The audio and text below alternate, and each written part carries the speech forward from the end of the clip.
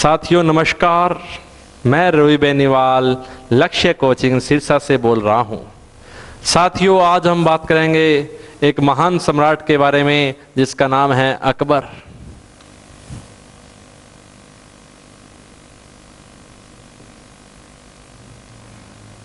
साथियों ये लड़का था तो अंगूठा छाप, लेकिन इतिहास में उसने वो काम कर दिया जिसमें इसका नाम महान अकबर लिया गया है। तो हुमायूं की यह संतान थी, बाबर का यह वारिस था। अकबर का जन्म होता है 1542 में। 1542 में अकबर का जन्म हुआ और इसका बचपन चुनौतियों से भरा हुआ था। जब ये 5 साल का था तो इसके चाचा ने इसे कंधार के किले पर टांग दिया था। भाइयों का आपस में बैर था। व्यक्ति थे बाबर और बाबर के थे 4 संतान, हुमायूं, कामरान, अस्करी और हिंदाल। इन लोगों ने जैसे ही बाबर ने हुमायूं को उत्तराधिकारी घोषित कर दिया, विद्रोह शुरू कर दिए थे। और भाइयों की इस लड़ाई में यह एक महज 5 साल का बच्चा दीवारों पर इसे बिठा दिया गया ताकि हुमायूं तोपों का प्रयोग ना करे। लेकिन नियति को कुछ और ही मंजूर था। वो लड़का बच गया। तोप के गोले उसके ऊपर से और साइडों से निकल गए और बाद में कहते हैं 13 साल 4 महीने का ये था। 13 साल 4 महीने की इसकी आयु थी और इसे पता लगा कि इसके पिता की मृत्यु हो चुकी है। इसके वालिद हुमायूं मर चुके हैं और उस समय अकबर पंजाब के गुरदासपुर में था। पंजाब के गुरदासपुर में अकबर था और अकबर का पंजाब के गुरदासपुर में एक जगह है कलानौर। कलानौर में ही अकबर का राज्याभिषेक किया गया। छोटा सा लड़का मुगलों का बादशाह बनता है और गद्दी पर बैठते ही जो इस समय अफगान व्यक्ति थे उन्होंने सोचा कि हुमायूं की मृत्यु हुई है और जो वर्तमान में शहंशाह है उसका कद अभी छोटा है, उम्र अभी नाजुक है उसकी, तो पानीपत का द्वितीय युद्ध होता है। साथियों पानीपत का द्वितीय युद्ध 1556 में होता है। 1556 में पानीपत का द्वितीय युद्ध हुआ। इसमें अकबर का एक संरक्षक था जिसका नाम था बहराम खान। व्यक्ति का नाम था बहराम खान और इसके सामने एक व्यक्ति था जिसका नाम था हेमू। कभी भिवाड़ी में यह लड़का नमक बेचने का काम करता था। अपनी योग्यता से यह अफगानों की सेना का सेनापति बना और अपनी योग्यता से यह एक राजा बन गया। और हेमू जिसे 14वां विक्रमादित्य भी कहा जाता है, अंतिम विक्रमादित्य कहा जाता है, हेमू और बहराम खान के मध्य पानीपत की दूसरी लड़ाई होती है। पानीपत का प्रथम युद्ध 1526 में हुआ साथियों और पानीपत का द्वितीय युद्ध 1556 में होता है और इसमें बहराम खान के सामने हेमू है। कहते हैं डॉक्टर ईश्वरी प्रसाद कहते हैं कि इस युद्ध में हेमू जीत रहा था, लेकिन तभी हेमू का जो हाथी था वो बिगड़ गया था। हेमू के हाथी की आंख में तीर लग गया था, इसलिए हाथी अनियंत्रित हो गया और हेमू को पराजय का सामना करना पड़ा। तो इतिहासकार कहते हैं कि यह पानीपत की विजय अकबर के लिए केवल एक दैवीय संयोग थी और हेमू के लिए किसी भी दुर्घटना से कम नहीं थी। लेकिन साथियों जो भी हुआ हो, अतीत की बात है, समय बीतता चला जाता है और यह लड़का 1555 के बाद में 1556 में गद्दी पर बैठा है और शासन को चला रहा है। छोटा है इसलिए इसका संरक्षक बैराम खान बन गया। लेकिन थोड़े ही समय बाद अकबर की एक धाय मां थी जिसका नाम था महामंगा। महामंगा महामंगा ये चाहती थी कि अकबर उसके प्रभाव में रहे, अकबर उसके प्रभाव में रहे, लेकिन बैराम खान ऐसा नहीं चाहता था। तो कहते हैं साथियों, अकबर की पहली पत्नी थी रुकैया बेगम। रुकैया बेगम और महामंगा ने अकबर के कान भरने शुरू कर दिए बैराम खान के खिलाफ। तंग आकर बैराम खान ने एक दिन विद्रोह कर दिया और कहते हैं कि 1559 में बैराम खान ने विद्रोह कर दिया। बैराम खान को पराजित कर दिया गया। अकबर ने कहा कि खान बाबा, आपने मुझे अस्त्र शस्त्र की विद्या सिखाई है, मैं आपको मार तो नहीं सकता, लेकिन आपने जो राजद्रोह किया है उसके लिए आपको कदापि माफ भी नहीं किया जा सकता। तो आपसे निवेदन है कि आप मक्का स्वतः ही चले जाएं। तो कहते हैं साथियों, बैराम खान मक्का के लिए रवाना हो गया। रास्ते में अफगानों का एक उसे लड़का मिला और उसने बैराम खान को मार दिया। बाद में इस बात की सूचना जैसे ही शहनशाह हिंद मोहम्मद जलालुद्दीन अकबर के पास में पहुंची, तो अकबर ने बैराम खान की जो पत्नी थी सलीमा बेगम और उसका जो बेटा था अब्दुल रहीम खाने खाना, इन दोनों को अपने हरम में बुला लिया। अकबर ने सलीमा बेगम के साथ में निकाह कर लिया। जो लड़का था इनका अब्दुल रहीम खाने खाना, ये वो ही व्यक्ति है जो हिंदी में रहीम नाम से कविताएं लिखता था। करते करते समय व्यतीत हुआ। अकबर पर पूरा प्रभाव महामंगा और इसकी पहली पत्नी रुकैया बेगम का हो गया है। 2 साल तक साथियों, पूरे 2 साल तक 1560 से 62 तक अकबर इन दोनों महिलाओं के प्रभाव में रहा। इसीलिए इस समय को नाम दिया गया है पर्दा शासन, या जिसे पेटीकोट शासन भी कहा जाता है। तभी घटना ये घटी, अकबर ने सोचा कि राजपूतों के साथ में सुलह कुल की नीति अपनाते हैं, राजपूतों के साथ में संधियां कर लेते हैं। तभी एक आमेर राजघराना, जो वर्तमान में जयपुर का राजघराना है, आमेर में कछवाहा राजा हुआ करते थे और एक कछवाहा राजा का नाम था राजा भारमल। राजा भारमल कहते हैं कि 20 जनवरी का दिन था। 20 जनवरी 1562 को अकबर से मिलते हैं और अकबर की अधीनता को स्वीकार करते हैं। राजा भारमल ने प्रसन्न होकर अकबर से अपनी पुत्री हरकाबाई या हीर कुंवर का विवाह कर दिया। हीर कुंवर या हरकाबाई, जिसे मरियम उज जमानी भी कहा गया था, मरियम तो उसे अकबर ने कहा था, उज जमानी उसे जहांगीर ने कहा था। देखिए, व्यक्ति का नाम है, एक बार दोबारा रिपीट करता हूं मैं, आमेर का व्यक्ति है राजा भारमल और जाति से कछवाहा है।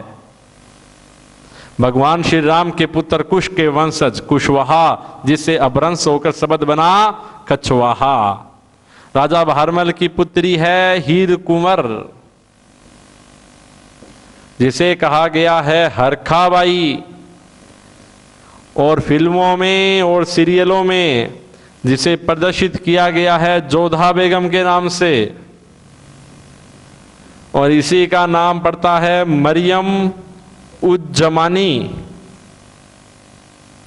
इन दोनों का, अकबर का और हीर कुंवर का विवाह हो जाता है। 6 फरवरी 1562 को सांगानेर इनका विवाह हो गया। कालांतर में इन्हीं की संतान का नाम था सलीम, और ये सलीम बाद में जहांगीर के नाम से मुगल बादशाह बना था। तो सलीम का ननिहाल राजपूतों के था। सलीम किसकी संतान था? हीर कुंवर और अकबर की। 1562 में इनकी शादी हो गई थी।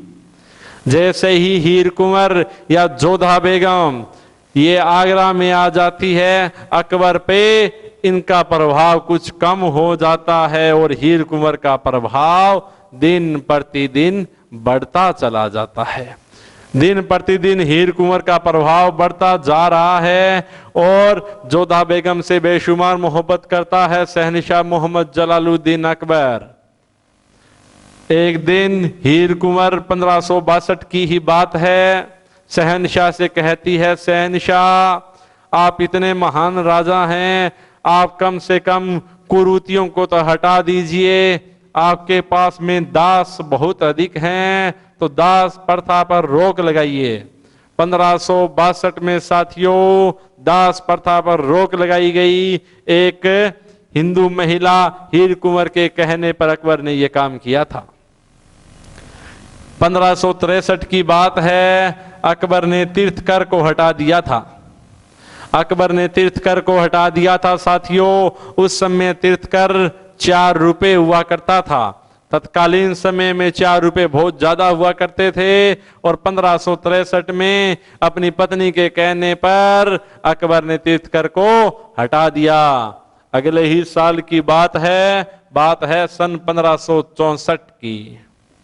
1564 में हीर कुंवर ने कहा, शहनशाह हिंद मुगलियाए हिंद मोहम्मद जलालुद्दीन अकबर, आपसे निवेदन है कि आप जजिया कर को समाप्त कर दीजिए। तो 1564 में जजिया कर भी समाप्त कर दिया गया।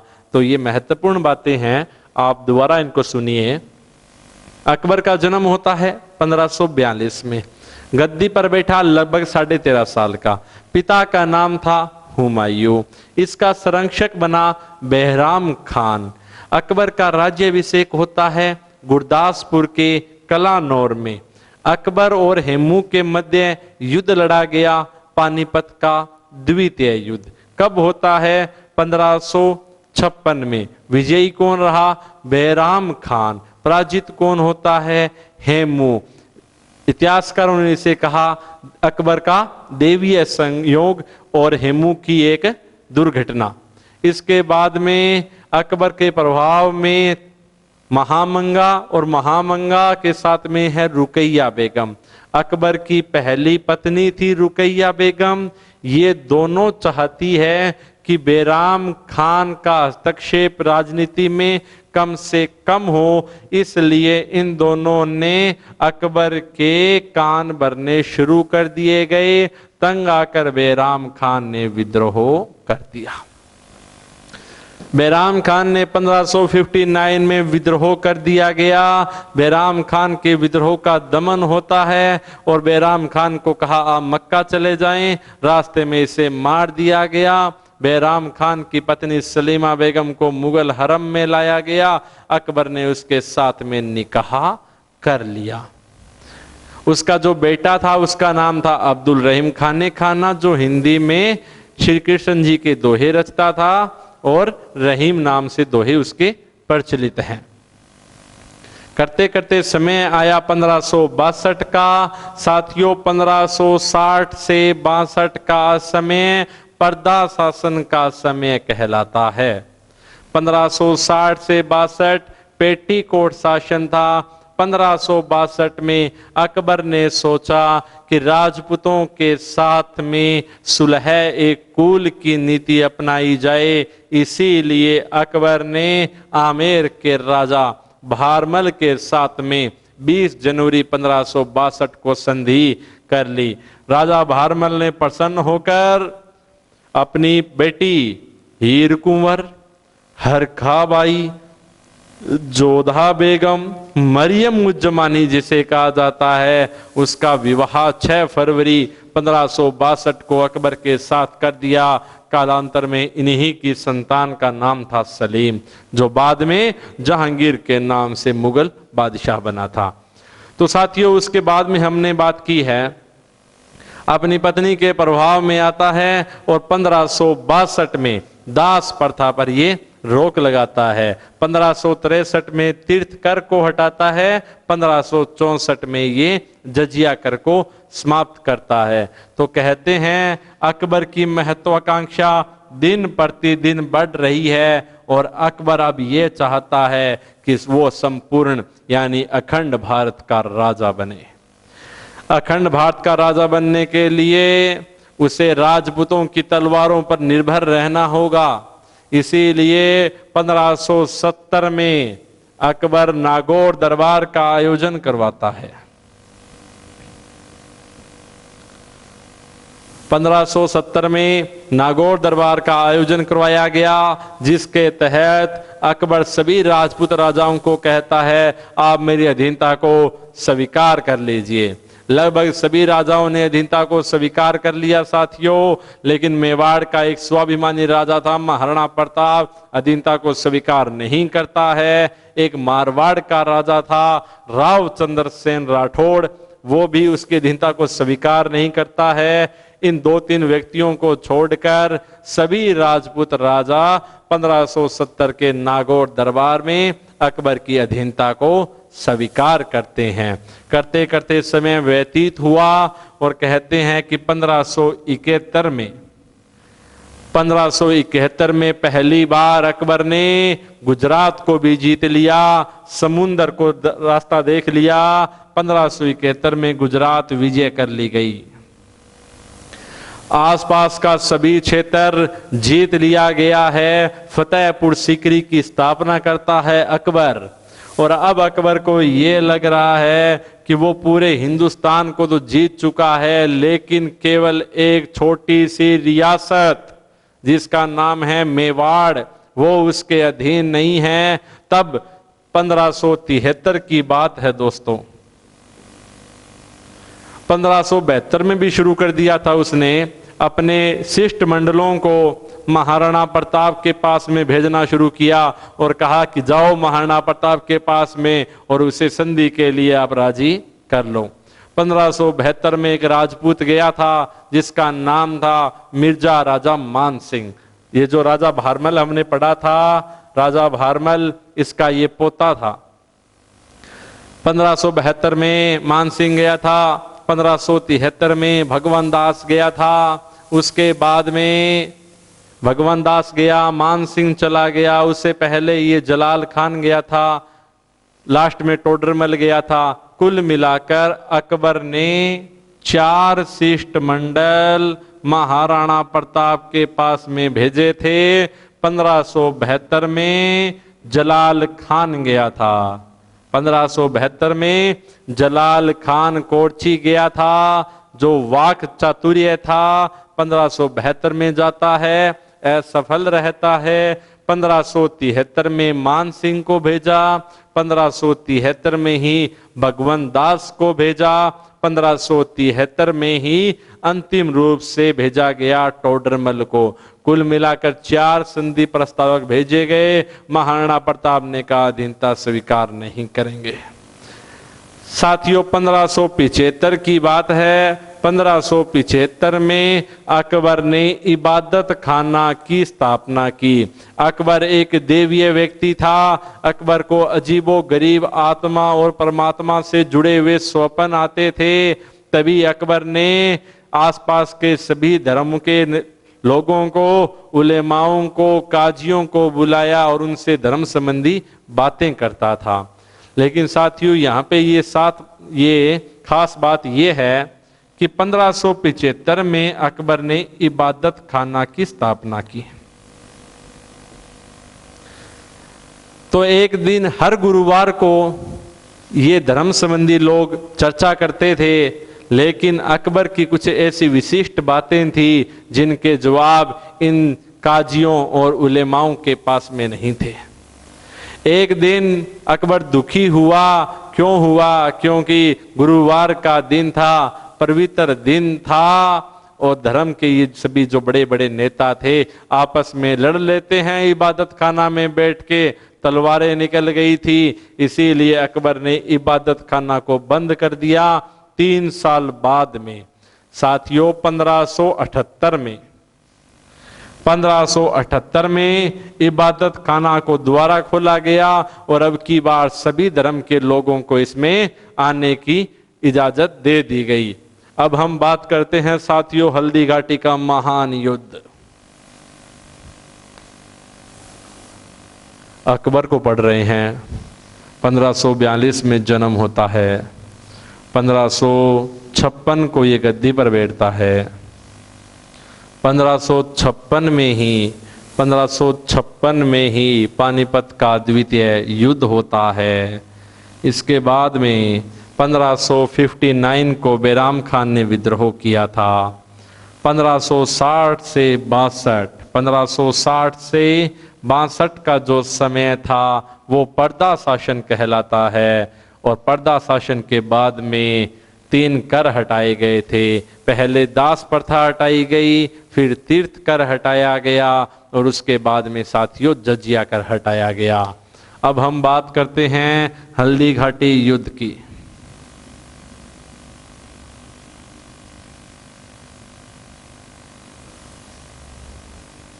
हल्दी घाटी युद्ध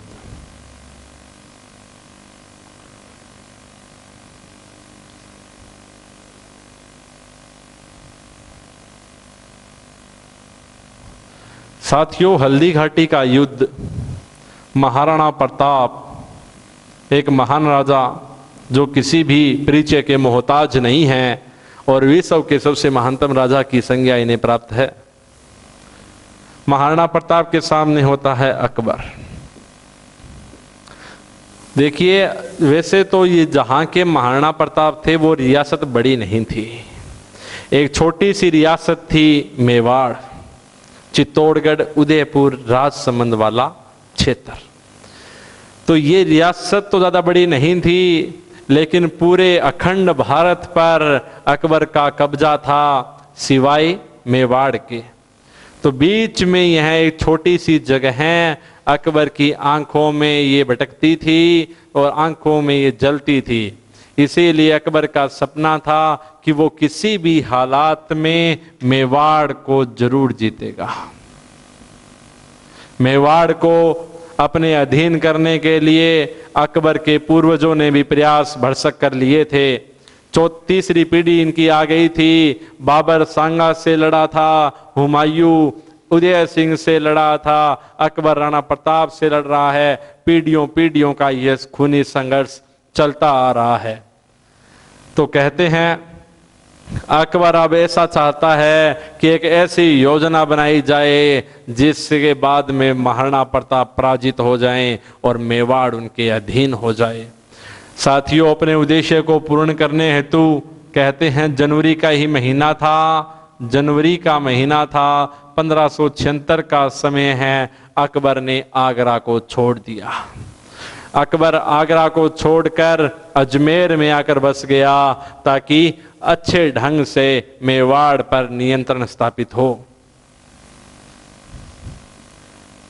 अजमेर आ जाता है, अजमेर के मैगजीन के किले में आता है और हल्दी घाटी युद्ध की सारी व्यू रचना तैयार की जाती है। तभी अकबर ने खाका बनाया। 6 महीने लगे थे खाका बनाने में। तो साथियों, महीना आ गया जून का, जून 1576, 18 जून 1576 का वो दिन था साथियों। तो अकबर ये खाका बना रहा है और अकबर कह रहा है हम युद्ध लड़ेंगे, हम युद्ध लड़ेंगे और हमारा इसमें मुख्य जो सेनापति होगा वो होगा मान सिंह। मान सिंह होगा, हाथी घोड़ों के साथ ये युद्ध होगा। हम ये युद्ध लड़ेंगे, मान सिंह को हम बीच में रखेंगे, मान सिंह सेना के मध्य में रहेगा और मान सिंह एक हाथी पर रहेगा। हाथी का नाम था मर्दाना। मर्दाना हाथी पर मान सिंह को खड़ा किया गया। अकबर ने कहा मान सिंह को हर तरफ से सुरक्षा मिलेगी। मान सिंह के बिल्कुल आगे खड़ा किया जाएगा बहलोल खान को। साथियों, बहलोल खान को खड़ा किया गया। मान सिंह को सुरक्षा प्रदान हो रही है और ये कहा गया बहलोल खान से आगे, यानी सेना के 2 भाग होते हैं मित्रों। एक सेना का अग्रिम भाग होता है, एक सेना का पश्चिम भाग होता है। जो अग्रिम भाग होता है उसे हरावल कहा जाता है और लास्ट वाले भाग को चंदावल कहा जाता है। तो ये कहा गया कि जो सेना की अग्रिम पंक्ति होगी वहां पर आसफ खान खड़ा होगा। आसफ खान को वहां पे खड़ा किया गया, साथ में एक राजपूत को खड़ा किया गया, जगन्नाथ कछवाहा को। साथियों, जगन्नाथ कछवाहा को वहां पर खड़ा किया गया और उसी के साथ में एक इतिहासकार यहां मौजूद था जिसका नाम है बदायूंनी। इसके बाद में मान सिंह को हर तरफ से सुरक्षा मुहैया करवाई जा रही है और मान सिंह का जो दायां पक्ष है वहां पे खंगारोत कछवाहा को खड़ा किया गया।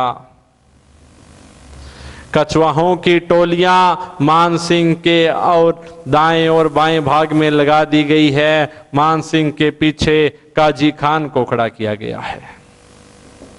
मान सिंह के पीछे काजी खान को खड़ा किया गया है और मान सिंह के इसके भी पीछे सैयदों की टोली है। इस प्रकार से इन्होंने लोगों को खड़ा किया था और इसी के बाद में जो राजपूतों की योजना है, महाराणा प्रताप ने कुंभलगढ़ के किले में हल्दीघाटी युद्ध की योजना बनाई और राणा प्रताप ने कहा कि मैं अपने घोड़े पर सवार होऊंगा, जिस घोड़े का नाम है चेतक।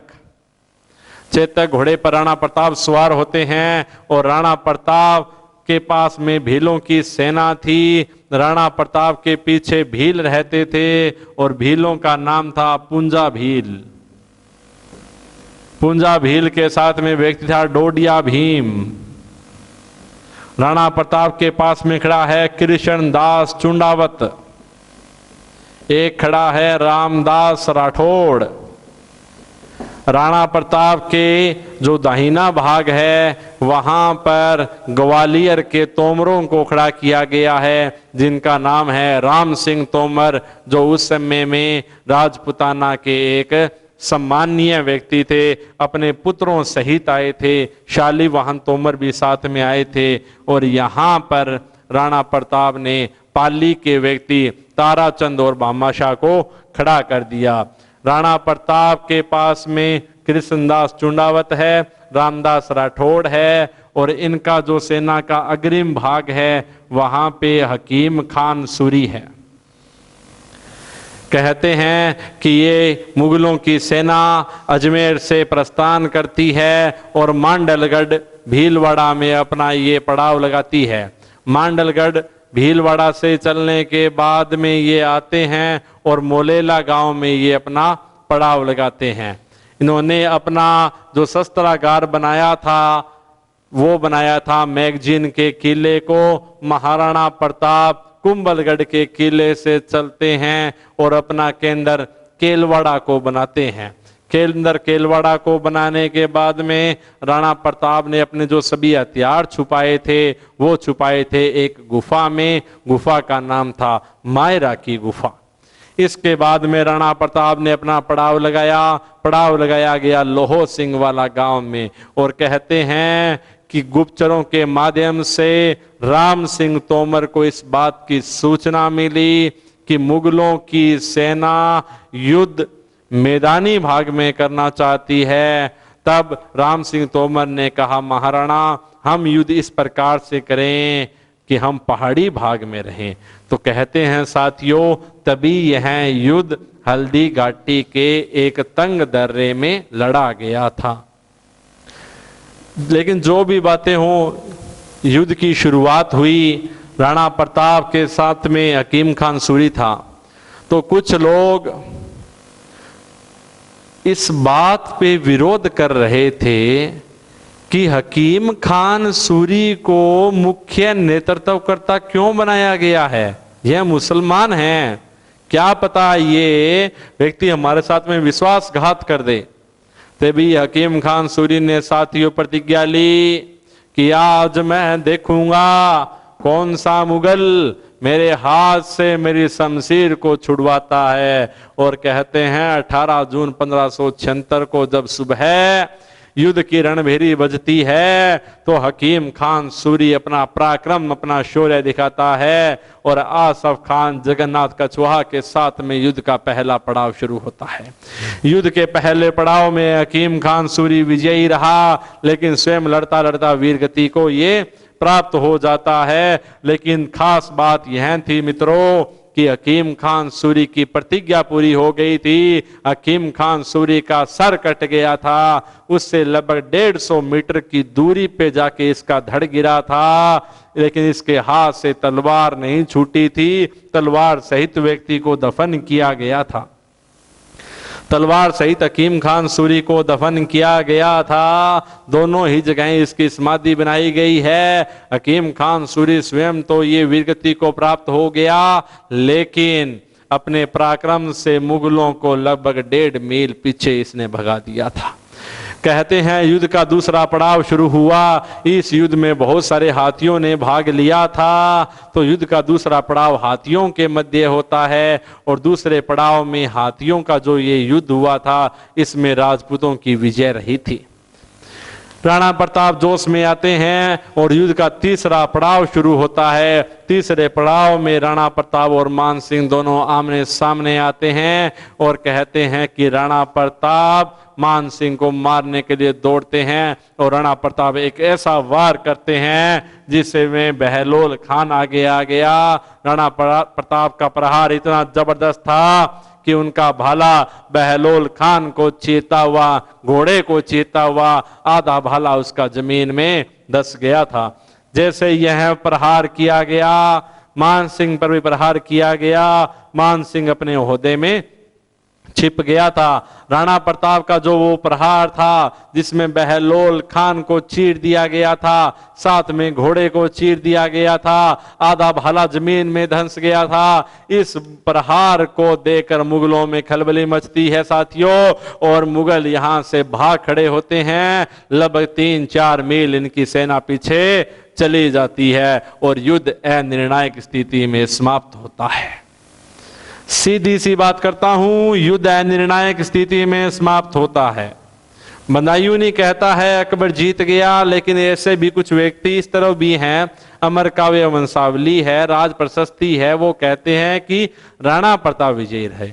सही मायने में मान सिंह को निर्देश ये मिले थे कि या तो राणा प्रताप को मार कर आना, या उसे गिरफ्तार करके लाना, या उसे अधीनता स्वीकार करवा लेना। इन तीनों कामों में से मान सिंह कुछ भी नहीं कर पाया। मान सिंह ने पहले युद्ध विराम की घोषणा कर दी और समाचार अकबर के पास में पहुंचा कि मान सिंह युद्ध विराम की घोषणा कर चुका है। तो अकबर नाराज होता है मान सिंह से और मान सिंह के पास में खत भेजता है। कहता है मान सिंह जी 6 महीने तक आपको दीवान खास से बर्खास्त किया जाता है, आपको दरबार में नहीं आना है। ये बात हुई साथियों, लेकिन एक इसमें कहानी जो ये है वो ये नहीं है, इसके पीछे और भी बहुत कुछ छुपा हुआ है। राणा प्रताप का संघर्ष छुपा हुआ है। तो मैं आपको एक छोटी सी बात और बताना चाहता हूं। वो बात ये है कि राणा प्रताप का जब हल्दी घाटी युद्ध के बाद में सर्वस्व चला गया था तो वो जंगलों में चले गए थे। वहां पे उनके पास में पैसे की कमी हो गई, यहां तक खाने की उनके पास में कोई भी वस्तु बची नहीं थी। तो एक व्यक्ति हैं कन्हैया लाल जी सेठिया, राजस्थान के रहने वाले हैं, चूरू के। तो उन्होंने एक बड़ी सुंदर रचना रची है और राणा प्रताप के संघर्ष और स्वाभिमान को अपने शब्दों में संजोया है, जिनके लिए उन्हें भारतीय सरकार ने पद्मश्री अवार्ड भी दिया है। और कविता का नाम है साथियों पीथल और पाथल। पीथल और पाथल। साथियों, हमारे जीवन में एक समय ऐसा जरूर आता है जब हम टूट जाते हैं, जब हम निराश हो जाते हैं। तो यहाँ पर जब जो व्यक्ति जो टूट रहे हैं उनको सीखना चाहिए महाराणा प्रताप से। महाराणा प्रताप भी एक बार टूट गए थे और उन्होंने तो टूटकर अकबर के पास में पत्र भी भिजवा दिया था कि मैं आपकी अधीनता स्वीकार करने के लिए तैयार बैठा हूं। लेकिन कहते हैं नियति को कुछ और ही मंजूर था। राणा प्रताप महाराणा प्रताप नहीं होते। यदि उनके जीवन में एक साहित्यकार, एक कवि पृथ्वीराज राठौड़ नहीं होता। पृथ्वीराज राठौड़ को पीथल कहा गया है, महाराणा प्रताप को पाथल कहा है कन्हैयालाल सेठिया ने। तो साथियों, मैं आपको एक ऐसी बात बताना चाहता हूं जिसमें महाराणा प्रताप और पृथ्वीराज राठौड़ के आपस में पत्रों का आदान प्रदान होता है। राणा प्रताप जब स्वयं टूट गए थे और एक दिन का वाकया उन्हें झकझोर के रख देता है, वो यूं था, अरे हरे घासरी रोटी ही जद बन बिलावड़ो ले भाज्यो, नानो सो अमरियो चींक पड़ियो, राणा रो सोयो दुख जाग्यो।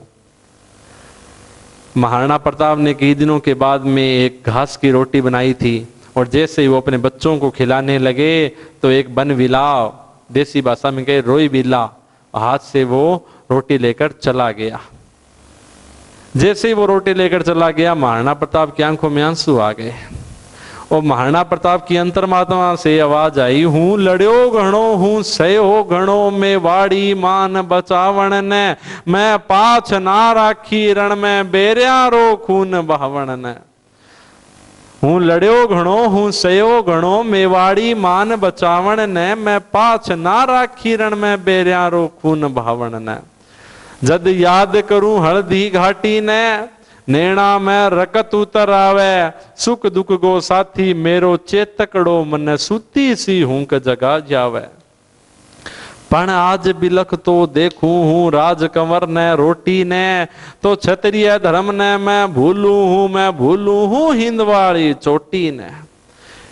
आ बात सोच दो टुक हुई राहणारी, भीम बजर छाती, आंख्या में भर आयो पानी, बोलियो हूं लिखूं अकबर ने पांती। महाराणा प्रताप टूट गए और महाराणा प्रताप ने मन ही मन में सोच लिया कि वो अकबर की अधीनता को स्वीकार करेंगे और पत्र लिखकर भेज दिया गया कि अकबर, मैं तेरी अधीनता को स्वीकार करता हूं। जैसे ही अकबर के पास में यह पत्र आया तो मानो अकबर का क्या हाल हुआ। देखो, जद राणा रो कागत गयो, अकबर रो होयो सपनो सो साचो, पण नेणा करियो विश्वास, कोंद बांच्यो बिन फिर बांच्यो। यानी जैसे ही अकबर का यह हार का पत्थर, महाराणा प्रताप की हार का पत्थर अकबर के पास में पहुंचा तो अकबर को अपनी आंखों पर विश्वास नहीं हुआ कि महाराणा प्रताप ऐसे कर सकता है। लेकिन तभी उसने होश संभालते हुए पृथ्वीराज राठौड़, जो अकबर के दरबार में रहा करता था, क्योंकि उन लोगों ने दीनता स्वीकार कर ली थी, उसको बुलाया कि उससे ही हार की या जो पत्र आया है इसे पढ़ाते हैं। उसने कहा, बस दूत इशारो पा बाजो, पीथल ने तुरंत बुलावण ने, किरणा रो पीथल आप उग्यो, अकबर रो साचो भरम मिटावण ने। जैसे ही वो आ गया, उसको पत्र दिया गया, फिर कहा गया, ले डूब मर चुड़ू भर पानी में, तुम तो बस झूठा गाल बजावे हो, आज प्रण टूट गयो भी राणा रो, जगगा तुम भाट बण्या गीत गावे हो। कि तुम डूब मर चुलू भर पानी में, जिसके तुम गीत गाता था ना कि महाराणा प्रताप ऐसे हैं, महाराणा प्रताप ऐसे हैं, आज उसका प्रण भी टूट गया है।